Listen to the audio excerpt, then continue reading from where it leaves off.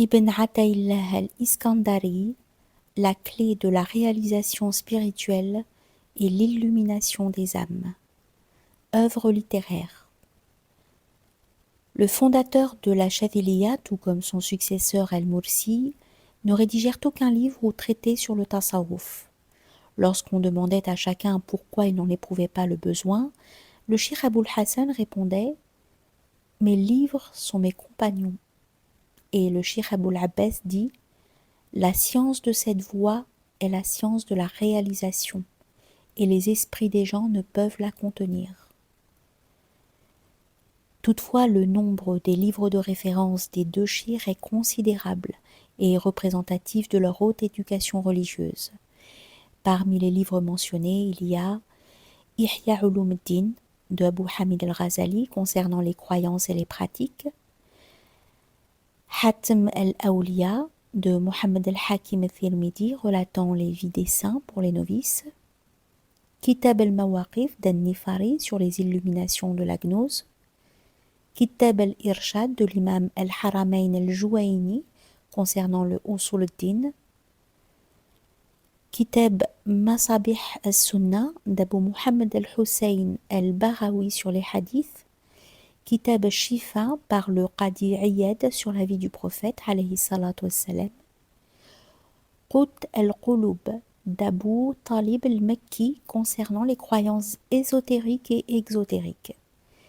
Malgré le fait qu'aucun des deux maîtres spirituels n'ait ressenti le désir d'écrire, les deux composèrent des litanies spirituelles appelées Ahzab. Celles du Cheikh Aboul Hassan étaient considérées comme des inspirations provenant directement du prophète, alayhi salatu wassalam. On en donna à quelques-unes des titres tels que Hizb al-Bahr ou Hizb al-Nur, et elles sont encore récitées en vertu de leur baraka particulière. Les Ahzab du Cheikh Aboul Abbas sont parfois de simples variantes de celles de son maître, parfois de sa propre inspiration, mais ne sont pas aussi nombreuses que celles de ce dernier. Ces Ahzab contiennent de diverses expressions, noms divins et versets du Coran, juxtaposés de manière à conférer la grâce sur celui qui les récite. Grâce au Cheikh Ibn Ataillah, ces Ahzab, tout comme des prières individuelles, des discussions ainsi que des commentaires de la part de ses deux prédécesseurs ont été conservés dans le Lataïf al-Minan, un livre exceptionnel sur les existences pieuses et singulières des deux premiers Qutb Chadhilites et leur vision spirituelle. C'est un des derniers livres qu'écrivit Ibn Ataillah et sans doute l'un des plus précieux en ce qui concerne les enseignements de cette tariqa et du soufisme en général. De tous les livres qui ont résisté au temps pour nous parvenir, c'est-à-dire Lataïf al-Minan, Kitab al-Hikam, Al-Tanwir fi Asqat al-Takbir, Al-Qasd al-Mujarrad fi Ma'rifat al-Ism al-Mufrad, Miftah al-Falah wa Misbah al-Arwah, Taj al-Arous al-Hawi li Tahdib al-Nufus et Unwan al-Tawfiq, le plus populaire et répandu est de loin le Kitab al-Hikam, rédigé du vivant de son maître, Aboul Hassan, c'est-à-dire avant 686, soit 1288, qui le loua et recommanda fortement les Hikam, est sans doute le premier ouvrage d'Ibn Ataillah, car des références à celui-ci peuvent se trouver dans d'autres livres comme le Lataïf, le Kitab al-Tanwir ou le Taj al-Arous. Considéré comme le fruit de sa réalisation spirituelle, ou dans tous les cas de l'expression de celle-ci sous forme écrite, le Hikam est un recueil d'aphorismes ou d'épîtres et de suppliques qui traitent de nombreux aspects du cheminement spirituel, tels que l'unité de Dieu, Tawhid, la gnose, Ma'rifa, les états et les stations spirituelles, Awhal et Maqamat, la lutte contre soi-même, Mujahada Nafs, les convenances spirituelles, Adab vis-à-vis de Dieu, et le conseil envers le novice, Mourid. C'est pour tout cela que le Hikam est apprécié dans le monde soufi en tant que véritable manuel des choses spirituelles, et Ibn Ataïllah devint par la suite connu sous l'appellation Shahib al-Hikam. Les Sapiens d'Ibn Ataïllah connaissent aujourd'hui un énorme succès auprès des fuqara et des fuqaha de nos jours. De nombreux savants l'enseignèrent au début du siècle à El-Azhar. Le mufti de Ad-Diyar el-Misriya en Égypte l'enseignait à la mosquée d'El-Hussein après la prière de l'Asr pendant le Ramadan. L'université de Tunis, Jamia Az-Zaytouna, maintient un profond respect pour ce recueil et le programme comme texte indispensable pour l'apprentissage des sciences du tasawwuf.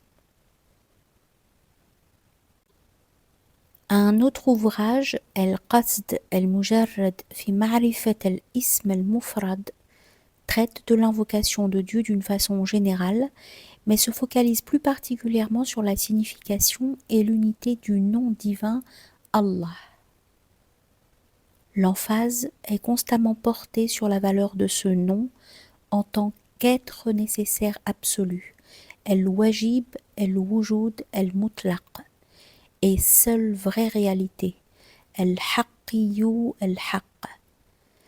Alors que certains attributs des 99 plus beaux noms divins, El-Asma al-Husna, peuvent s'appliquer à l'homme ou à la création, bien que ceux-ci ne reflètent qu'imparfaitement les prototypes divins. Ce nom de la divinité ne peut être employé à la description de quoi que ce soit, si ce n'est Dieu.